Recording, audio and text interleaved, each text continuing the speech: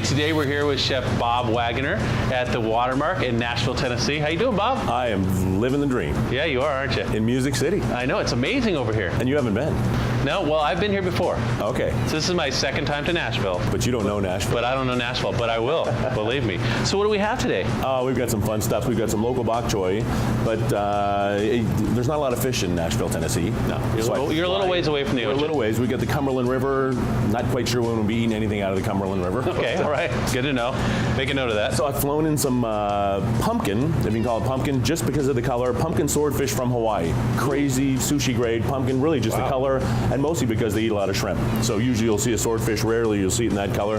And then we've got some, it's a little vinaigrette. It's kind of on the lighter side. Usually even through the winter like this, I'll be doing a little heavier dishes, but this is one of those ones, a lot of ladies dining in the dining room, so you want to have something that's a little on the lighter side. So we're going to grill this. We've got a hickory grill working back there. Yeah, it smells good in here. It's a little smoky, but... well, when we rolled up, I noticed that big stack of wood out there, so that's what you cook with. That's the aged hickory. No gas, no electricity, just we start a little campfire, kind of do the kumbaya thing every day, and if we're lucky during service, we got enough wood, it's dry and happy to make it through. Great. I blanched up a little Bok Choy. Okay. So just light salted water real quick, just to kind of take a little bit of the edge off a little bit, because we're going to grill that also. Very good.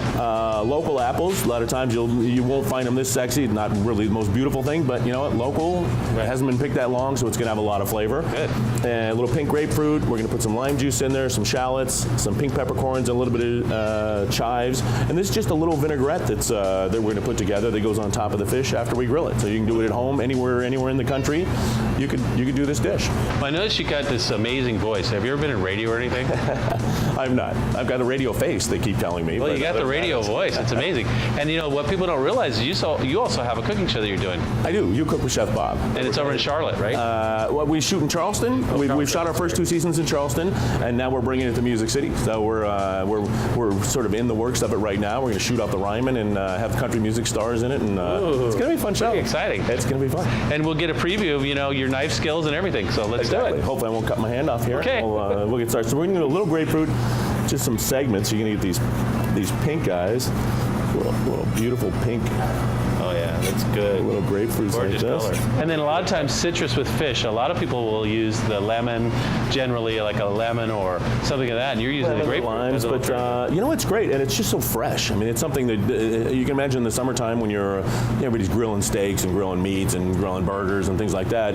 This can, and a lot of times people are going to say, oh, I can't get pink looking swordfish like that from Hawaii, I can't afford that, or I can't find it. This would be great with a snap or a piece of salmon. Yeah. That's what I do with a lot of my recipes. People really, oh, I can't get that. Who cares? Right. Do it with a piece of snapper. Where do you live? Do it with a piece of trout. It'll be just as good. There you go. So you can see it's all these little segments here. They've almost lined them up for you. If you go along the side of that and then along the other side, that guy will pop out like that. Cool. I like that. And you can do it a little bit. You can do it ahead of time and do the same thing with an apple. Now this is a green apple. Green apple, yeah. And if you can't get it this thin, it's not that big a deal. If you want to use a mandolin, you can use that too. Absolutely.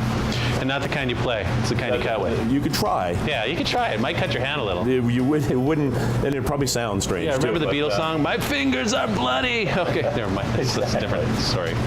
Go down through this and make little julienne strips, if you will, and then. You know this guy Julian? He keeps popping up. Julian, this. He's always around, right? He's always, and you know what? He never gets a cut either. He doesn't. The guy must be broke. It's one of those rich and famous kind of things. Oh yeah. He has no money. No money. But he's in every cooking show. Most of the recipes in this country. And his brother Dice, he's lost. Oh yeah. There's just no. Yeah, and the guy ripped him off, Andrew Dice Clay. That was horrible.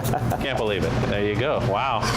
Now, at home, it takes a little skill to do this, but he makes it look easy, right? But you know what? The one thing I say to everybody is if you can't do that, it doesn't matter. It's all about the flavor. Absolutely. It's getting a great apple. It's getting a great one. Doing it all kind of last minute like this. But there's more surface area there, though, so it does expand the flavors a little bit when you have a dice like that, That's true. Definitely. And then the same thing, we're just going to go down the side. What you want to do when you're cutting these guys, there's this end and then there's the butt end. Mm-hmm. That's going to hold everybody together. So I've sliced it along like this, and then we're going to go back down. Sure. Not cutting all the way through. Cutting all the way down, but leaving that butt end together, and then it helps hold all those guys when you're slicing again like this. Wow. Talk about finely chopped. I love it. Gotta love it. That's going in there. I'm going to taste a little bit of the juice from the grapefruit, just because that stuff's so So flavorful. And since that's more on the sweeter side, this is going to be really bring that acidity, Okay.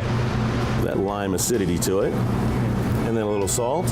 Fresh ground white pepper. Usually I've got a pepper grinder here, but in the kitchen, usually we just, Prep it up. Yeah, we prep it up ahead of time.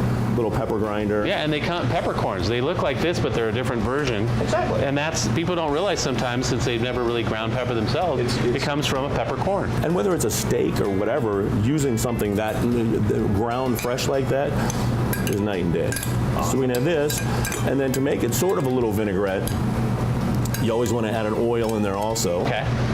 And the oil we're going to use for this is grape seed oil. Oh, One bonus. Bunch of antioxidants in there. Antioxidants, most of all for this recipe, it's the one oil that actually has no flavor. So it doesn't taste like anything. You can put this in the fridge and it will not congeal up. One of the only oils that'll do that. So you can make this ahead of time rather than, an olive oil you put in the fridge and it's got this mucky looking stuff. You And coconut oil, if it's below room temperature, it gets solid. I mean, there's so many different oil characteristics. Exactly. So that's good to know. So on something like this, really just want to showcase the grapefruit, the apple, the shallot, the fruit juices in there, rather than having an olive oil or something that's going to kind of take away. You dashed a few pink peppercorns in there. Pink peppercorns, and they call them pink peppercorns, but it's actually a whole nother animal. The true pepper is the pepper bud, the green peppercorn. They'll let that dry. That'll become the black pepper. They take the shell off that black pepper. That makes it a white pepper. And this guy's a completely different animal. But if we call it what it was, no one would ever buy it. Right. So it's the bud off another plant. It's got little characteristics, but it's not really a pepper. And then you put a little bit of your shallot. Chives, a little bit of chopped chives in there. Actually, you can throw a little bit more in there. I'm going to have you. Put a little. My hands are clean. Let's see the word. Is that good? A little more. A little bit more in there, yeah. Got it. There you go. Done. So Beautiful. So that's that. Adds a little color. Exactly. Then we're going to cut our bok choy in half. Like that. Now, bok choy is, for people that don't know, grown here locally. It's actually a little salad. It's an Asian salad. Is really what it is, and it's a vegetable, the kind of in between a vegetable and a salad. Cabbage-like taste. Exactly, right? exactly. But grills really well. Yeah. You can grill it just raw, but I kind of like to take a little edge off and just blanch it a little bit. So you actually put it in hot water and then put it on ice to blanch it, Boiling right? salted water, and just for literally a minute, and then pull it out. Ice water keeps all that pretty green color, and it'll take a lot less time on the grill, which is Big always deal. a bonus It's a big also. deal. Absolutely. So we're going to salt and pepper these guys. Okay, and then this is your called pumpkin swordfish. Pumpkin swordfish from Hawaii. So really fun stuff. I think a lot of people don't season anything enough. So I'm always for even something like this. You can see how much we're going to put on there. Season both sides. A friend of mine said, "You eat both sides. You should season both sides, right?" And then we're going to toss just a tiny bit of Grape seed oil. Okay. I'm going to water these guys. Those look gorgeous, by the way. I'm going to put a little bit of oil on these guys just so they don't stick on the grill too much. We're going to give them a little bit of salt and pepper also. I don't use a lot of spices at all. I'm a salt and pepper guy, and then a lot of herbs, local herbs, and got a great garden outside, and lucky enough to be up here on the second floor and have this roof garden that's really cool that I'll show you. Take a look at that. Yeah, definitely.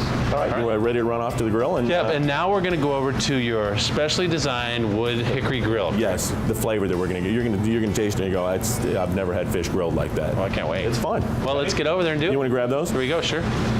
Well, we're over here at this amazing grill. Now, you designed this yourself, right? Well, actually, it was here when I got here. Okay. So it's been, they figured this out long before I was here, but it's just a crazy setup. If you can see, it's just a big box, really. Yeah. And we push it all the way to the back. You can see all the logs are pushed back to the back. Yes. And then you've got this crazy heat still generated up front here. And you sprayed a little oil on the grill beforehand. A little bit of oil, yeah. A little bit of oil on the grill, and then you'll brush it off, or just take a rag, even get some oil on the rag. Okay. Keep it up there. If you want to, if you want to make it sexy, you want your little grill marks like you're at the restaurant. Oh, yeah. Well, we want it sexy, of course. It's got to be And sexy. at the Watermark, it's all sexy. Right? Everything's That's sexy. right. Okay. From the chef on down. It's one of those just. You know, look at you. Come on now. All right. We're gonna let this guy. It's probably gonna take about. We're probably gonna go a minute on each side, something like that. Something like this with the swordfish that gets really dry. You want to keep it on honestly a medium rare, medium rare, medium. And the fun thing about this being pink, treat it like a tuna. Really, people are eating raw. You can eat it raw. You can eat this raw. In sushi bars, you'll find this stuff raw. Absolutely. So don't 100% do not overcook it. I think that's what most people do is overcook their fish, and it's dry. And once you get to a certain point, you've hit that mid-well point. It's it's going to start smelling fishy. Oh, yeah. Whether it's the freshest piece of meat or anything. See, Not stick. that's one side. And then you just go Diamond. this side. It just go around the other angle like that, and another that much again on the other side, and then we're going to do these guys. These guys aren't going to take long at all because they're really I've pretty much blanched them to where they need to be. Sure. Then we're going to throw you got to really be careful with the leaves on the end there because they're going to be fragile. So we're going to push these guys along here. And for the pescatarians, they'll be happy with. For the vegetarians, they could still get by with this. I'm going to flip these guys back. Looking gorgeous. Oh my gosh. Honestly, you can eat it like that right there. Yeah. It's hot and it's beautiful, but just do not overcook. And to me, that's with any fish. I think a good thing you can do is let it sit like most pieces of meat. Once you sear it and you pull it off, if it can sit even for a minute or two and just kind of relax, that's a bonus also. So. Good. It's looking good. Smells good. Got a little slight grill mark there on the bok choy. Exactly. Okay. That's really what you're looking for. If you can see, we've got it cooked on the top, cooked on the bottom, and it's still medium rare on the inside. If you're a little weary about that, honestly, try it first because it's night and day. The texture, the flavor is more moisture. Oh, it's going to be fabulous. Yeah. And a little bit of juice on top. And if you think your friends are a little leery about it, just put it out like that. Put the sauce on top and don't tell them. There you go. That's usually what I do when somebody's a little iffy about it. I just hide it from them and then tell them later. So we've got grilled. You can see our bok choy is grilled off nice there. Here, you go ahead and pull those guys off. You want them just face up like this? You kind of flip and do one up, one down. There you go, just like that. One up, one down. It's like on my show. I bring somebody out of the audience to cook. Yep. You grab that one, and we'll go back over and finish her up on the table. Gorgeous. Well, we're back, and the fish is all cooked up, the bok choy, and now we're going to plate. We're ready. We're ready to go. So what we're going to do is we're going to take these guys, just kind of cut them on a bias like that. You can see how pretty. Ooh, that looks gorgeous. So you just kind of wander them. Oh my gosh.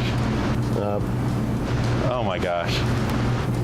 And it's enough for. I mean, this is a big portion, but Yeah, we'll feed the crew. with the guys, We'll be fine. Yeah. been there, done that. Oh, yeah. We'll be happy about that. And then just a little bit of this on top, and you can see this is the lightest. As long as each piece gets a little grapefruit, gets a little apple and pink peppercorns. It's just a refreshing, really, is what I like. Just a refreshing dish.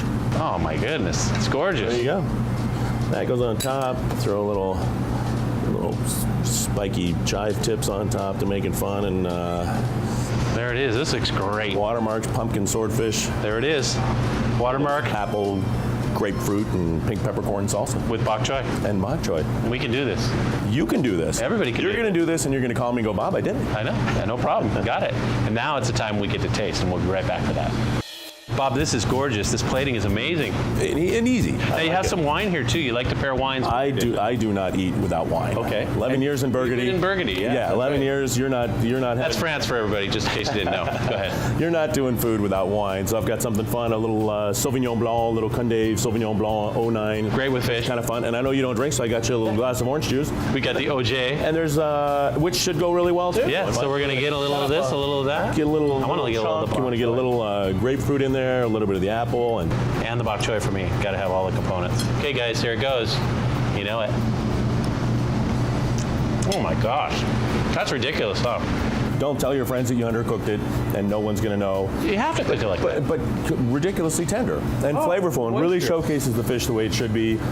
Local vegetables, Music City, fun stuff at its best, and a Watermark tradition right now. That's one of our easy summer grilling lighter dishes. Amazing, delicious, full of flavor. Here we go. We can do cheers. OJ down, and here we go. Great vintage, love it, thanks. How's that wine with it? It's perfect. It's exactly what I was looking for. Dry, Yeah, dry, clean, and fresh, and fun summer stuff. Right. Don't just grill steaks, get a piece of fish, make it happen. You heard it here in Nashville at the Watermark. Thanks, Bob, so much. Oh my gosh, thanks for coming. Yeah, we really appreciate it. You're amazing. And until next time, everybody, just remember to enjoy.